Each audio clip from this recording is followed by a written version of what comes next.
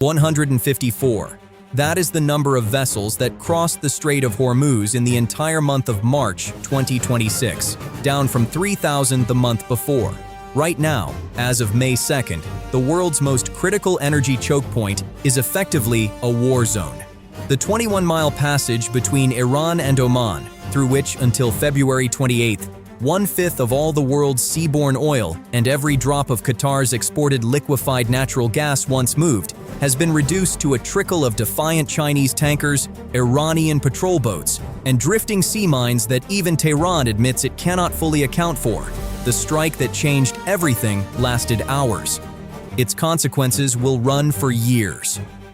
To understand what broke on February 28, 2026, you need to understand what was at work before it. The Strait of Hormuz is not simply a shipping lane.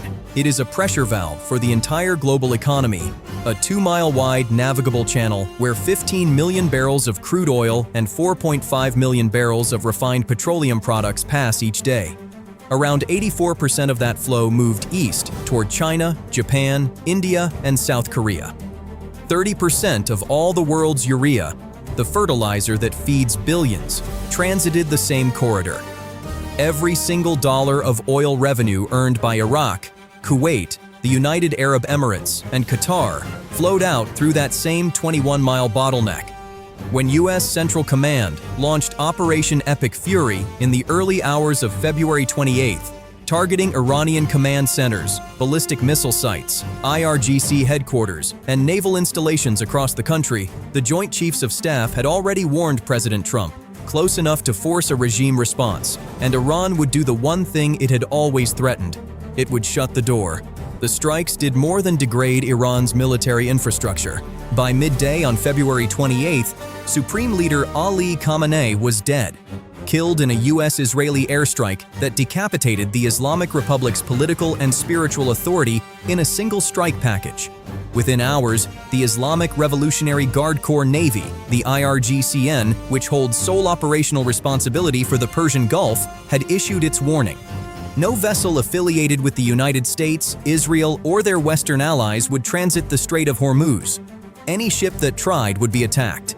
By March 2nd, not a single tanker in the strait was broadcasting an automatic identification system signal. The channel had gone dark. What the IRGC did next was not improvised. It was the execution of a doctrine Iran had spent decades refining: asymmetric maritime warfare, optimized for a narrow choke point where sophisticated U.S. naval power cannot be brought to bear without risk of catastrophic escalation. The IRGCN's arsenal in the strait is not a blue water fleet. It is a swarm.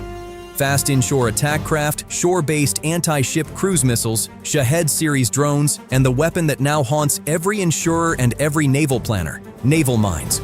By March 10th, U.S. intelligence sources had confirmed Iran had begun laying mines in the strait's navigable channels.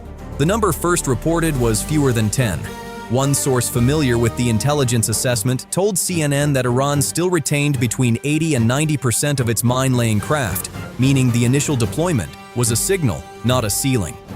CENTCOM responded by destroying 16 IRGCN mine layers in the days that followed, but the mines already in the water remained. And on April 21st, Pentagon officials informed the House Armed Services Committee that clearing every mine from the Strait of Hormuz would take 6 months and could not begin until the war ended. The tanker attacks came with industrial precision. On March 6th, a tugboat dispatched to assist the stricken vessel Safine Prestige was struck by 2 Iranian missiles and sank, leaving 3 crew members missing. On March 7th, the IRGC claimed simultaneous drone strikes on the oil tanker Prima in the Persian Gulf and the U.S.-flagged vessel Louis P. in the strait itself. On March 11th, Royal Thai Navy imagery showed smoke rising from the Thai bulk carrier Mayuri Nari after it ran aground on Kesham Island following an IRGC attack. By late March, the United Kingdom Maritime Trade Operations Centre, the UKMTO, had logged more than a dozen confirmed attacks on commercial vessels in and around the strait.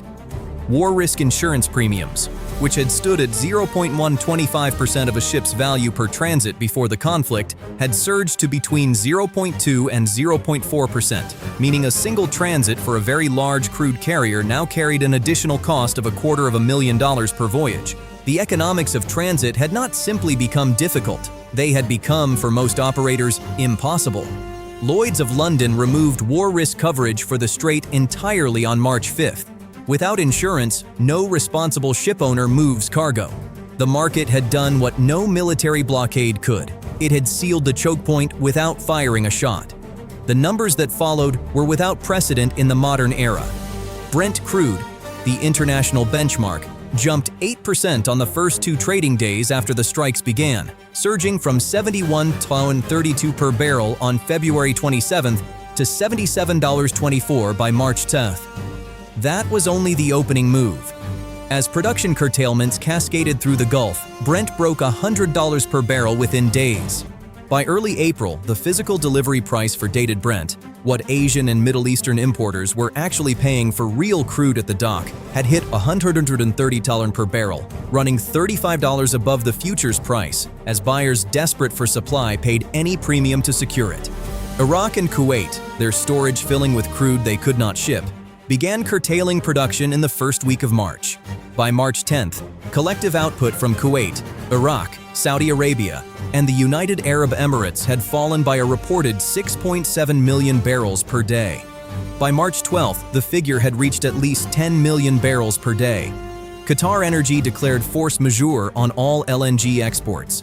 The International Energy Agency, which has tracked oil markets through the 1973 Yom Kippur War, the 1979 Iranian Revolution, and every major conflict since, characterized what was happening in the Persian Gulf as the largest oil supply disruption in the history of the global market.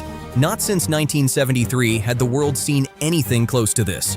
The hidden architecture of this crisis is not the missiles or the mines. It is the geometry of dependency. The Strait of Hormuz is a choke point not because of its military strategic value alone, but because there is no alternative. The pipelines that exist, the East-West pipeline across Saudi Arabia, the Abu Dhabi crude oil pipeline to Fujairah, carry a combined capacity of roughly 8 million barrels per day.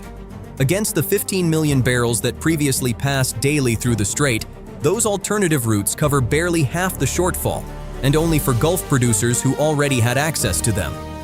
Iraq has no bypass. Kuwait has no bypass. Qatar's entire LNG export infrastructure is physically designed to load at Ras Laffan and transit the strait. Rerouting Qatar's LNG alone, assuming vessels willing to take the risk could even be found, would add weeks to delivery times and require renegotiation of every existing supply contract. The closest historical parallel is not the Suez Crisis of 1956, when a canal blockage temporarily rerouted tankers around Africa. It is the 1973 Arab oil embargo, but compressed into a single corridor, implemented by a state with ballistic missiles and underwater ordnance rather than export quotas, and hitting an Asia that in 1973 barely existed as an industrial consumer. The silent beneficiary of this catastrophe has not gone unnoticed in the financial data.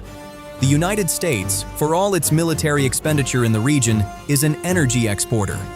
In April 2026, U.S. exports of crude and petroleum products rose to nearly 12.9 million barrels per day, a record, as buyers stripped of Persian Gulf supply turned to American producers at any price.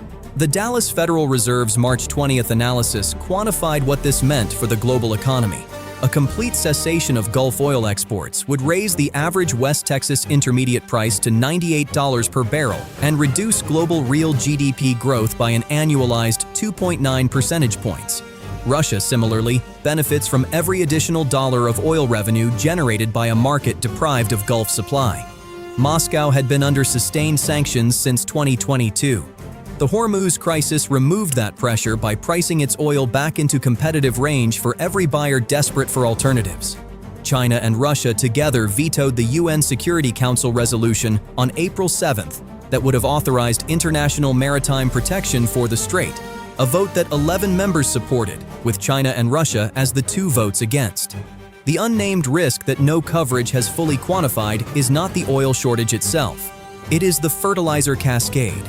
The Strait of Hormuz carries more than 30% of global urea exports, the nitrogen-based fertilizer without which modern agricultural yields collapse. The disruption has already hit urea markets, whose prices track closely with natural gas input costs, and those costs have now been severed from their Gulf supply base. The Food Policy Institute in London has warned of long-term increases in food prices globally as fertilizer markets tighten. For 3.4 billion people in countries already spending more on debt servicing than on healthcare or education, per UNCTAD's April 1st rapid assessment, a simultaneous energy shock and food price shock does not produce inflation alone.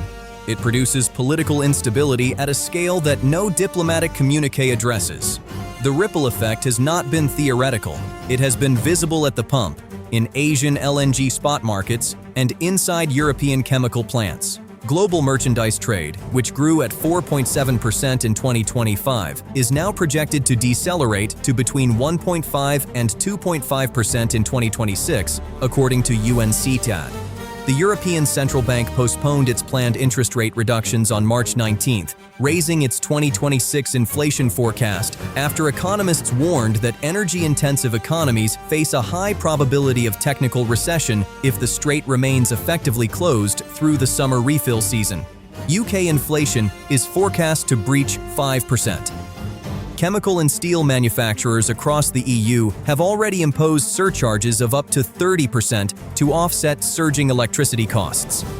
The International Air Transport Association has warned that even after the strait reopens, recovery in jet fuel supply will take months. Refining capacity across the region is already stretched, and alternative routing has added weeks to delivery chains. Pakistan, Bangladesh, and Vietnam, economies that rely overwhelmingly on Gulf energy imports, are already managing fuel rationing.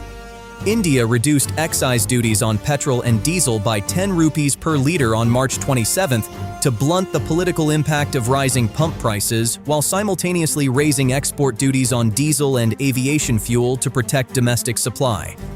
The dual blockade that now governs the Strait of Hormuz, Iran controlling the northern shore, the U.S. Navy enforcing a counter-blockade of Iranian ports since April 13th, has created an impasse with no clean resolution. Iran cannot fully open the strait even if it chose to. According to a report citing US and IRGC officials, Tehran had itself lost track of some of the mines it laid. The Pentagon estimates 6 months of mine clearance operations are required once hostilities end, and those operations cannot begin while the war continues. About 2,000 commercial vessels remain stranded in the Persian Gulf, waiting. The IRGC inaugurated a new naval base on Keshim Island on April 9th, one day after the ceasefire was announced, a signal delivered in concrete and steel that Tehran intends to hold its grip on the waterway regardless of diplomatic outcomes. Iran's parliament speaker was unambiguous. The Strait of Hormuz, he said, will not return to its pre-war status. The scenarios from here do not offer easy exits. If the Pakistan-mediated ceasefire talks produce a binding agreement, mine clearance begins.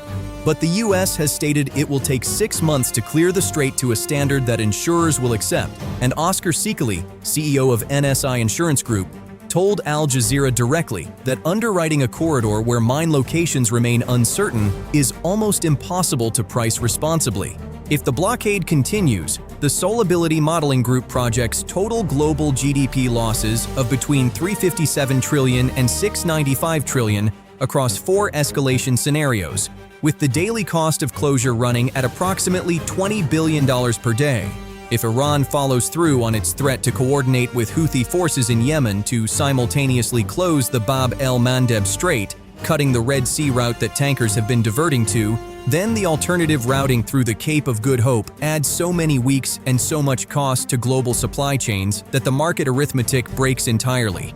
There is a number that sits at the center of all of this, one that the IEA has placed on record, and that no amount of diplomatic language can soften. 20%. 20% of the world's oil. 20% of its liquefied natural gas. Carried through a channel 21 miles wide at its narrowest, patrolled by a force with sea mines it can no longer fully locate, and closed by one decision, made in one night, to the ships that feed half the world's industrial base. Every container of urea not shipped today is a harvest not planted next season. Every barrel stranded in a Gulf storage tank is a factory, a hospital, a city grid running on what remains. The question is not whether this strait can be reopened. The question is whether the world can afford the answer. and how much it will cost whoever has to pay it. So, what do you think? Share your thoughts in the comments below. TGN presented. Thank you for choosing us.